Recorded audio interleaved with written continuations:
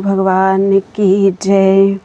प्यारे कृष्ण कन्हैया लाल की जय।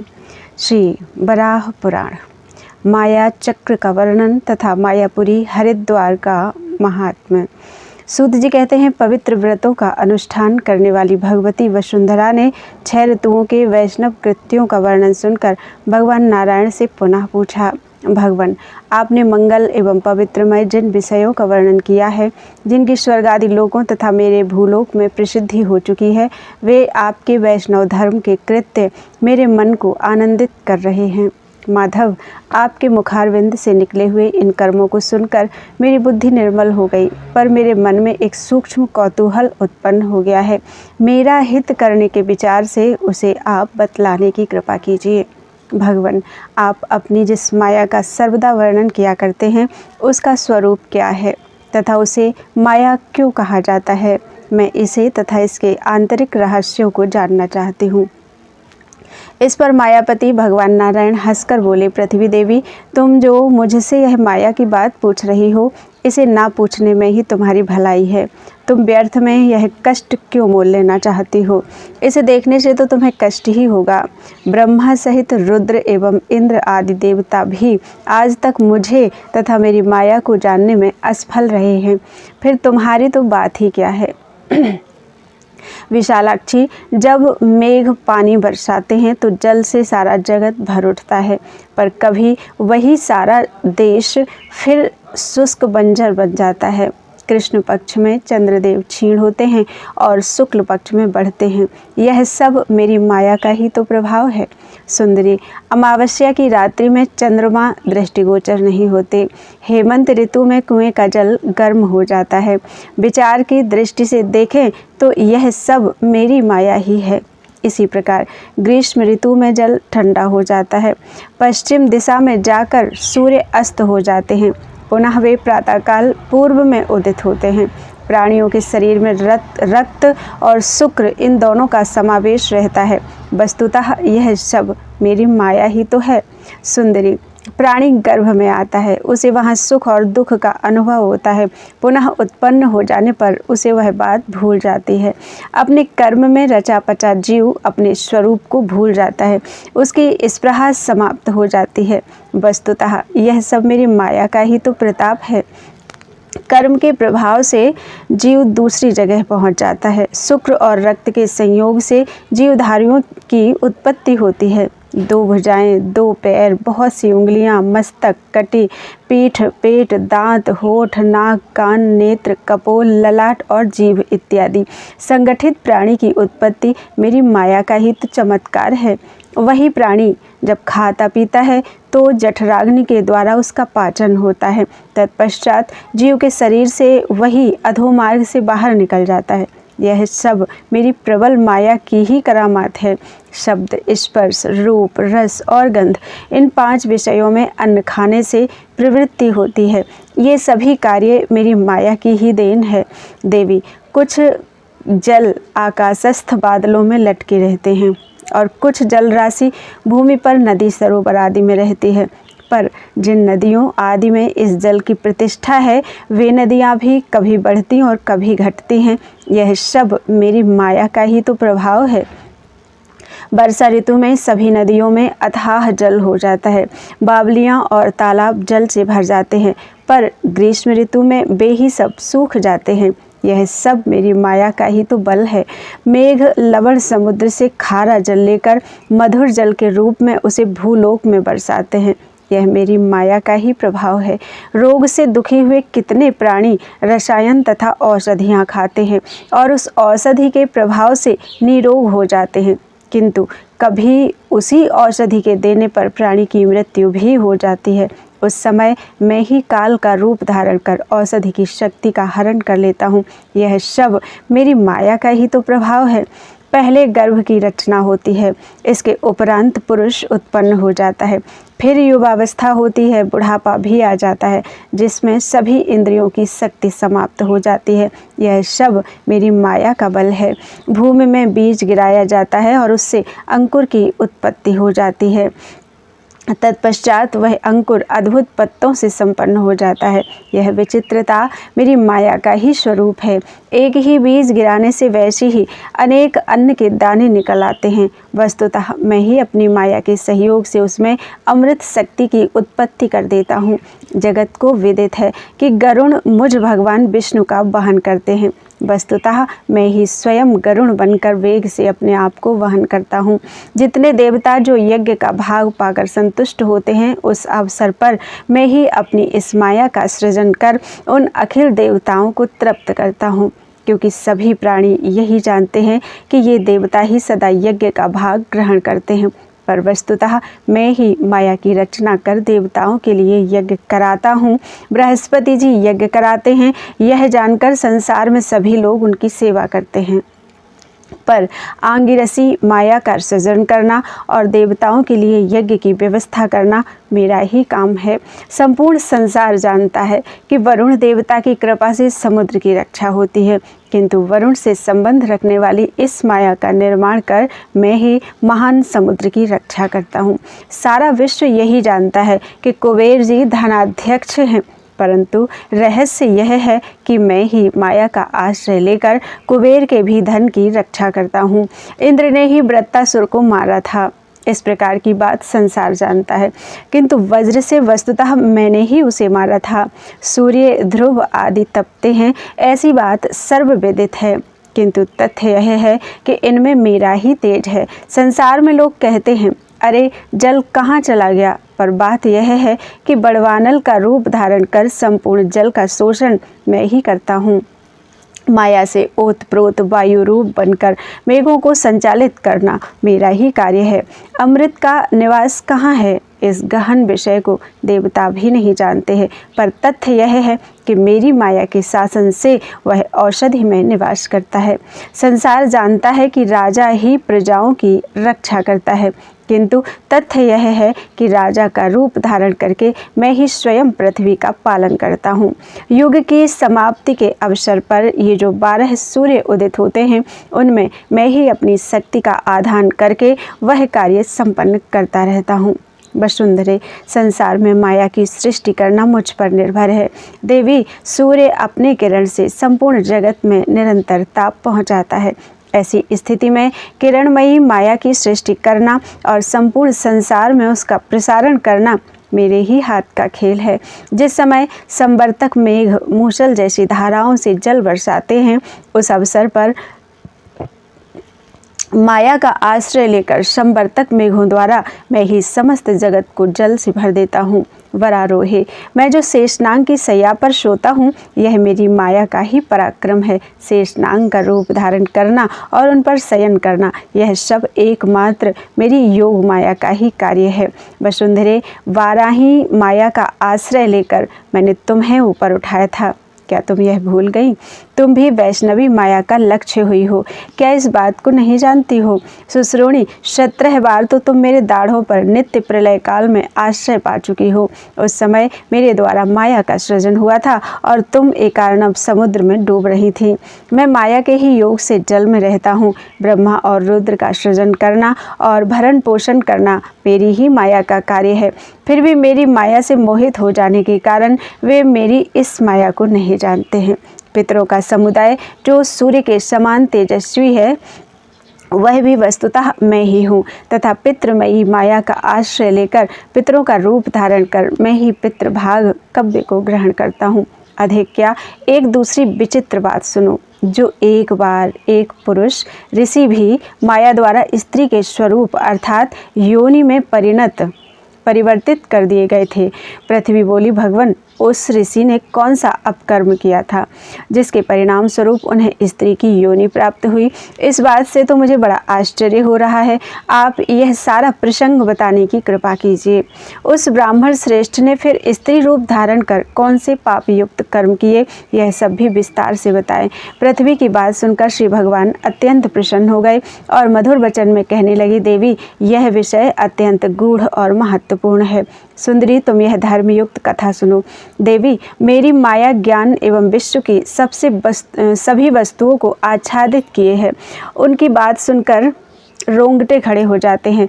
इस माया के प्रभाव से सोमशर्मा नामक ऋषि भी प्रभावित हुए थे। इससे वे उत्तम, मध्यम और अधम अनेक प्रकार की स्थितियों के चक्कर में घूमते रहे। फिर मेरी माया की प्रेरणा से उन्हें पुनः ब्राह्मणत्व सुलभ हुआ। सोमशर्मा उत्तम ब्राह्मण होकर भी स्त्री की योनि में परिवर्तित हो गए। यद्यपि उसमें भी उनके द्वारा कोई विकृत कर्म नहीं हुआ और ना कोई अपराध ही किया। वसुंधरे, बात यह है कि वे सोमशर्मा सदा मेरी आराधना, उपासना आदि कर्मों में ही लगे रहते थे।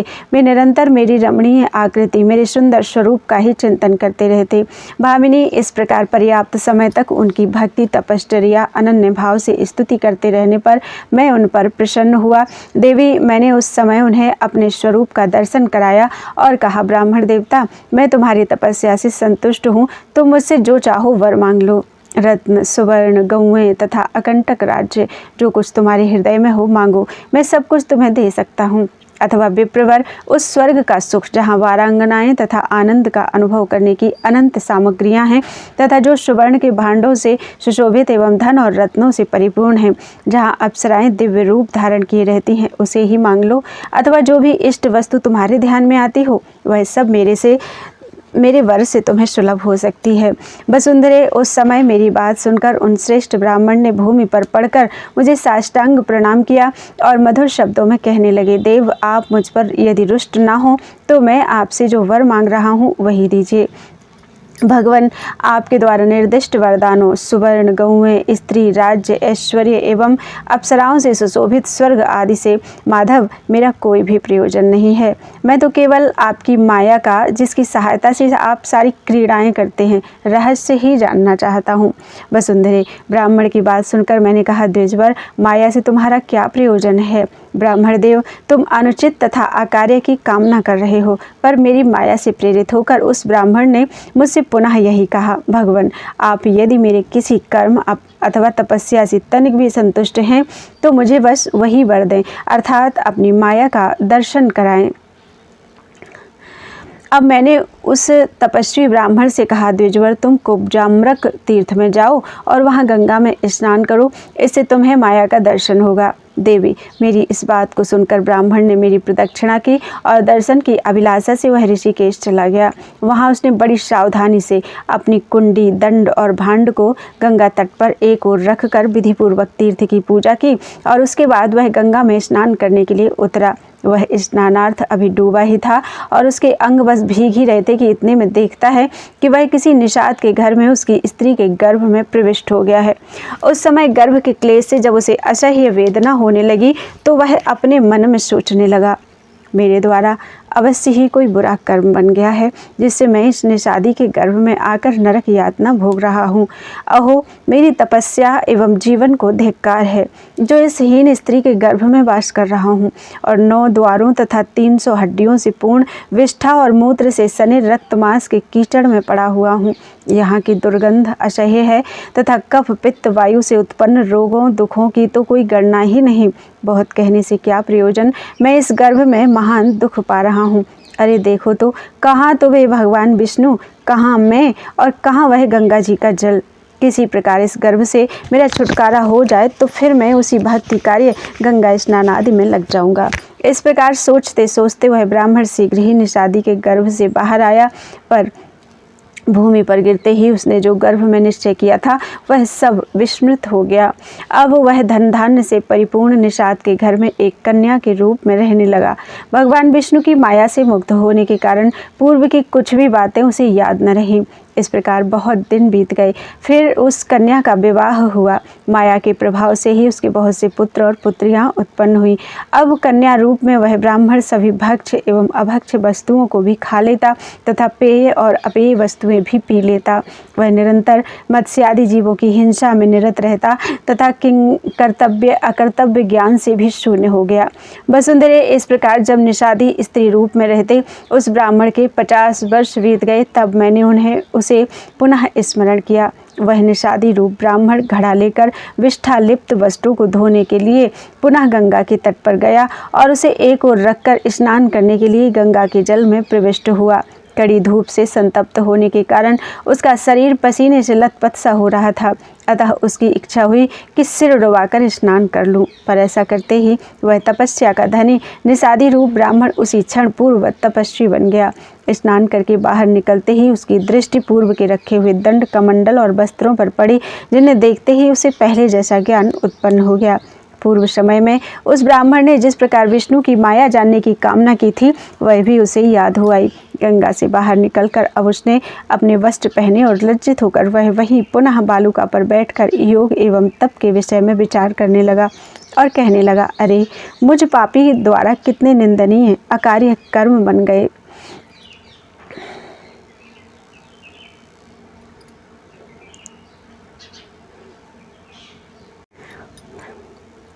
इस प्रकार उसने अपने को निंदनीय मानकर बहुत धिक्कारा और कहने लगा, साधु पुरुषों द्वारा निंदित कर्म करने वाले मुझको धिक्कार है। मैं सदाचार से सर्वथा भ्रष्ट हो गया था, जिस कारण मुझे निषाद की योनि में जाना पड़ा। इस कुल में उत्पन्न होने पर मैंने कितने ही भक्ष्य और अभक्ष्य वस्तुओं का सेवन किया और सभी प्रकार के जीवों का वध किया। अभक्ष्य भक्षण तथा अपेय वस्तुओं का पान किया और ना बेचने योग्य वस्तुओं का विक्रय किया।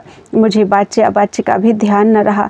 निषाद के संपर्क से मैंने अनेक पुत्रों और पुत्रियों की भी उत्पत्ति की। किस दुष्कर्म के फल स्वरूप मुझे निषाद की पत्नी होना पड़ा, यह भी विचार करने योग्य है। वसुंधरे, इधर तो वह ब्राह्मण इस प्रकार यहाँ सोच रहा था, उधर निषाद क्रोध एवं दुख से पागल हो रहा था। वह उसी समय अपने पुत्रों से घिरा अपनी भार्या को खोजता हुआ हरिद्वार पहुँचा और वहाँ प्रत्येक तपस्वी से अपनी उस स्त्री के विषय में पूछने लगा। फिर वह विलाप सा करता हुआ कहने लगा, प्रिय, तुम मुझे तथा अपने सभी पुत्रों को छोड़कर कहाँ चली गई? अभी दूध पीने वाली तुम्हारी छोटी बालिका भूख से व्याकुल होकर रो रही है। फिर वह वहाँ उपस्थित तपस्वियों से पूछने लगा, तपस्वियों, मेरी पत्नी जल लेने के लिए हाथ में घड़ा लेकर गंगा के तट पर आई थी, क्या आप लोगों ने उसे देखा है?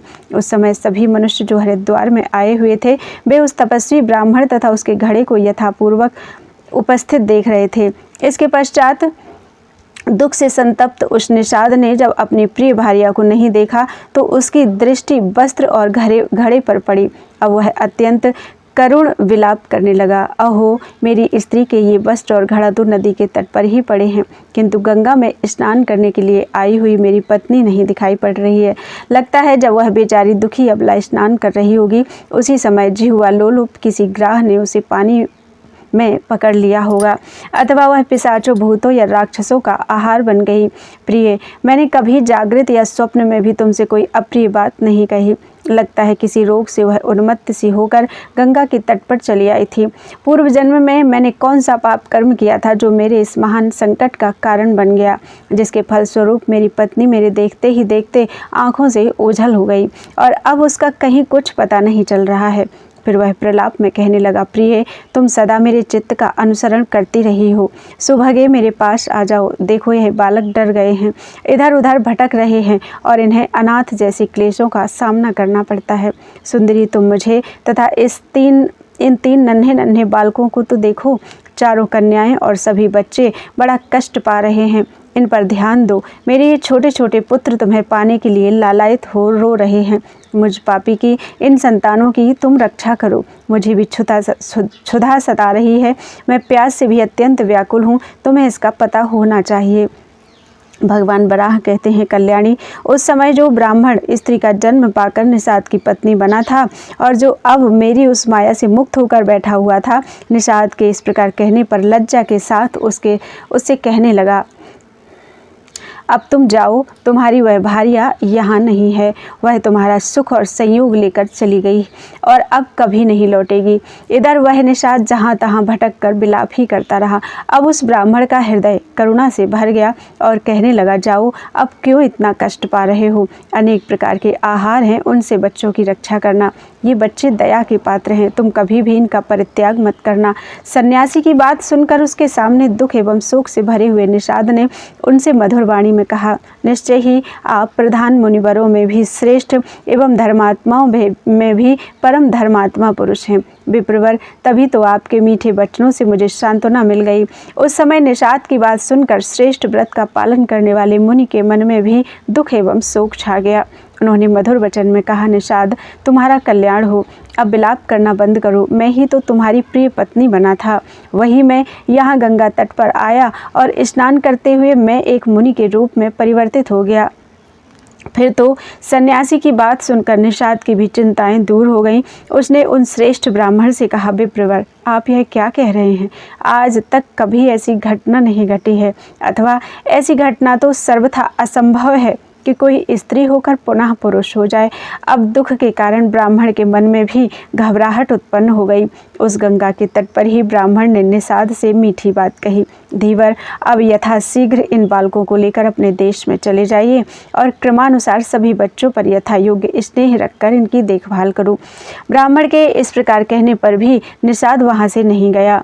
उसने मीठे स्वर में उनसे पूछा, विप्रवर, आपके द्वारा कौन सा पाप बन गया था जिससे आप स्त्री बन गए थे और अब फिर पुरुष हो गए? यह मुझे बताने की कृपा करें। इस पर ऋषि ने कहा, मैं हरिद्वार तीर्थ के तटवर्ती क्षेत्रों में भ्रमण करता और एक ही बार भोजन कर जगदीश्वर जनार्दन की पूजा करता रहता था। उन प्रभु के दर्शन की आकांक्षा से मैंने बहुत से उत्तम धर्म कर्म किए। बहुत समय बीत जाने के पश्चात मुझे भगवान श्रीहरि ने दर्शन दिया और मुझसे वर मांगने को कहा। मैंने प्रार्थना की, प्रभु, आप भक्तों पर कृपा करने वाले सर्वव्यापक पुरुष हैं, आप मुझे अपनी माया का दर्शन कराइए। इस पर भगवान विष्णु ने कहा था, ब्राह्मण देव, माया देखने की इच्छा छोड़ दो। किंतु मैंने बार बार उनसे वही आग्रह किया। तब भगवान ने कहा, अच्छा, नहीं मानते हो तो कुब्जाम्रक क्षेत्र ऋषिकेश में जाओ, वहाँ गंगा में स्नान करने पर तुम्हें माया दिखलाई पड़ेगी। और वे अंतर्धान हो गए। मैं भी माया दर्शन की लालसा से गंगा तट पर गया और वहाँ अपने दंड कमंडल एवं वस्त्र को यत्न से एक ओर रख कर स्नान करने के लिए निर्मल जल में बैठा। इसके बाद मैं कुछ भी न जान सका कि कहाँ क्या है और क्या हो रहा है। तत्पश्चात मैं किसी मल्लाहिन के उदर से कन्या के रूप में उत्पन्न होकर तुम्हारी पत्नी बन गया। वही मैं आज फिर किसी कारण जब गंगा के जल में बैठकर स्नान करने लगा तो पहले जैसे ही ऋषि के रूप में परिणत हो गया हूँ। निषाद, देखो, पहले जैसे ही यहाँ मेरी कुंडी और मेरे वस्त्र भी विराजमान हैं। 50 वर्षों तक मैं तुम्हारे घर में रह चुका हूँ, परंतु मेरे पास जो दंड एवं वस्त्र थे जिन्हें गंगा के तट पर मैंने रखा था, अभी जीर्ण शीर्ण नहीं हुए हैं और न वे गंगा के प्रवाहों द्वारा प्रवाहित ही हुए हैं। ब्राह्मण के इस प्रकार कहते ही वह निषाद सहसा गायब हो गया। उसके साथ जो बालक थे वे भी तिरोहित हो गए। देवी, यह देखकर वह ब्राह्मण भी चकित होकर पुनः तप में संलग्न हो गया। उसने अपनी भुजाओं को ऊपर उठाकर सांस की गति भी रोक ली और केवल वायु के आहार पर रहने लगा। इस तरह अपराह्न हो गया। इस प्रकार कुछ समय तपस्या कर जब वह जल से बाहर आया तो श्रद्धापूर्वक पूजा के लिए कुछ पुष्पों को तोड़कर विधिपूर्वक भगवान की पूजा करने के लिए वीरासन से बैठ गया। अब बहुत से प्रधान तपस्वी ब्राह्मणों ने जो वहाँ गंगा में स्नान करने के लिए आए थे उसे घेर लिया। उससे कहने लगे, द्विजवर, आपने आज पूर्वाह्न में अपने दंड कमंडल और अन्य उपकरण यहाँ रख दिए थे और स्नान कर मल्लाहों के पास गए थे। फिर क्या आप यह स्थान भूलकर कहीं अन्यत्र चले गए थे? आपके आने में इतनी देर कैसे हुई? देवी, जब उस मुनि ने ब्राह्मणों की बात सुनी तो वह मौन हो गया। साथ ही बैठकर वह मन ही मन ब्राह्मणों द्वारा निर्दिष्ट बात पर सोचने लगा। एक ओर तो उधर 50 वर्ष का समय व्यतीत हो गया है और इधर अमावस्या भी आज ही है। ये सब ब्राह्मण मुझसे कह रहे हैं, तुमने पूर्वाह्न में अपने वस्त्रों को यहाँ स्नान के लिए रखा, तो अब अपराह्न में इन्हें लेने क्यों आए हो? तुम्हें इतनी देर कैसे होगी? यह सब क्या बात है? देवी, ठीक उसी समय मैंने ब्राह्मण को पुनः अपना रूप दिखलाया और कहा, ब्राह्मण देव, आप कुछ घबराए से क्यों दिखते हो? क्या आपने कुछ विशेष बात देखी है? आप कुछ मुझे व्यग्र से दिख रहे हैं। अस्तु, जो कुछ हो, अब आप पूर्ण सावधान हो जाइए। मेरे इस प्रकार कहने पर उस ब्राह्मण ने अपना मस्तक भूमि पर टेक दिया और दुखी होकर बार बार दीर्घ श्वास लेता हुआ कहने लगा, जगत गुरु, ये ब्राह्मण मुझसे कह रहे हैं कि तुमने पूर्वाह्न की बेला में वस्त्र, दंड और कमंडल आदि वस्तुएं यहाँ रखी और फिर अपराह्न में यहाँ आए हो। क्या तुम इस स्थान को भूल गए थे? माधव, इधर समस्या यह है कि निषाद की योनि में कन्या रूप से उत्पन्न होकर मैं एक निषाद की स्त्री के रूप में 50 वर्षों तक रहा। उस शरीर से उस कुकर्मी निषाद द्वारा मेरे 3 पुत्र और 4 पुत्रियां उत्पन्न हुई। फिर एक दिन जब मैं गंगा में स्नान करने के लिए यहाँ आकर तट पर अपना वस्त्र रखकर निर्मल जल में स्नान करने लगा और डुबकी लगाई तो पुनः मुझे मुनियों द्वारा अभिलषित तपस्वी का रूप प्राप्त हो गया। माधव, मैं तो सदा आपकी सेवा में लगा रहता था, किंतु पता नहीं मेरे किस विकृत कर्म का ऐसा फल हो गया जिसके परिणाम स्वरूप मुझे निषाद के यहाँ नरक की यातना भोगनी पड़ी। मैंने तो केवल माया दर्शन का वर मांगा था, परंतु मेरे ध्यान में और कोई पाप नहीं आता, जिसके फलस्वरूप आपने मुझे नरक में गिरा दिया। वसुंधरे, उस समय वह ब्राह्मण बड़ी करुणा के साथ ग्लानि प्रकट कर रहा था। इस पर मैंने उससे कहा, ब्राह्मण से श्रेष्ठ, आप चिंता न करें। मैंने आपसे पहले ही कहा था कि ब्राह्मण देवता आप मुझसे अन्य वर मांग लें, किंतु आपने मुझसे वर के रूप में माया दर्शन की ही याचना की। द्विजवर, आपने वैष्णवी माया देखने की इच्छा की थी, उसे ही तो देखा है। विप्रवर, दिन अपराह्न 50 वर्ष और निषाद का घर, तत्वतः यह सब कहीं कुछ भी नहीं है। यह सब केवल वैष्णवी माया का ही प्रभाव है। आपने कोई भी अशुभ कर्म नहीं किया है। आश्चर्य में पड़कर आप जो पश्चाताप कर रहे हैं वह सब भी माया के अतिरिक्त कुछ नहीं है। न तुम्हारे द्वारा किया हुआ अर्चन भ्रष्ट हुआ है, न तुम्हारी तपस्या ही नष्ट हुई है। द्विजवर, पूर्व जन्म में तुमने कुछ ऐसे कर्म अवश्य किए थे जिसके फलस्वरूप यह परिस्थिति तुम्हें प्राप्त हुई। हाँ, पूर्व जन्म में तुमने मेरे एक शुद्ध ब्राह्मण भक्त का अभिवादन नहीं किया था। यह उसी का फल है कि तुम्हें इस दुखपूर्ण प्रारब्ध का भोग भोगना पड़ा। मेरे शुद्ध भक्त मेरे ही स्वरूप हैं। ऐसे ब्राह्मणों को जो लोग प्रणाम करते हैं वे वस्तुतः मुझे ही प्रणाम करते हैं और वे तत्वतः मुझे जान जाते हैं, इसमें कोई संदेह नहीं। जो ब्राह्मण मेरे दर्शन की अभिलाषा करते हैं वे ब्राह्मण मेरे भक्त शुद्ध स्वरूप एवं पूज्य हैं। विशेष रूप से कलयुग में मैं ब्राह्मण का ही रूप धारण करके रहता हूँ।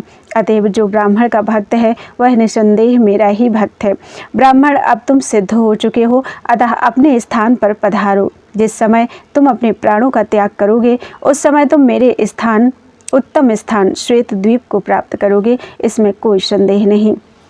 बरारोहे, इस प्रकार कहकर मैं वहीं अंतर्धान हो गया और उस ब्राह्मण ने फिर कठोर तपस्या आरंभ की। अंत में वह माया तीर्थ में अपना शरीर त्याग कर श्वेत द्वीप में पहुंचा, जहां वह धनुष बाण तलवार और तूणीर तरकस धारण कर मेरा सारूप्य प्राप्त कर मुझ माया के आश्रयदाता का सदा दर्शन करता रहता है। अतः वसुंधरे, तुम्हें भी इस माया से क्या प्रयोजन है? माया देखने की इच्छा करना ठीक नहीं।